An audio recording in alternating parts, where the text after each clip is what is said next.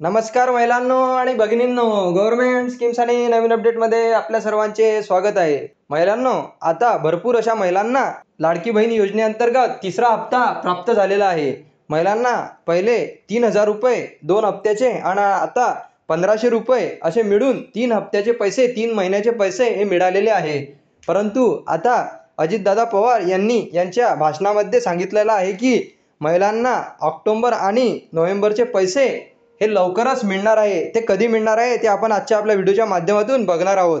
अजितदादा पवार यांनी सांगितलेलं आहे की महिलांना लाडकी बहीण योजनेअंतर्गत जे काही ऑक्टोबर आणि नोव्हेंबरचे पैसे मिळणार आहेत ते त्यांना लवकरच म्हणजेच की येत्या काही काळामध्ये नोव्हेंबर महिन्यामध्ये आचारसंहिता लागणार आहे। लगेच विधानसभेची निवडणूक ही जाहीर झालेली आहे। या अंतर्गत आचारसंहिता लागणार आहे। तर आचारसंहिता लागण्याच्या आधी महिलांना ऑक्टोबर आणि नोव्हेंबरचे पैसे हे दिवाळीच्या आधी म्हणजे भाऊबीजेच्या आधी मिळणार आहे असे अजितदादा पवार यांनी सांगितलेले आहे। महिलांना याची आनंदाची बातमी ही आहे। महिलांना ऑक्टोबर आणि नोव्हेंबर मिळून असे 3000 रुपये मिळणार आहेत।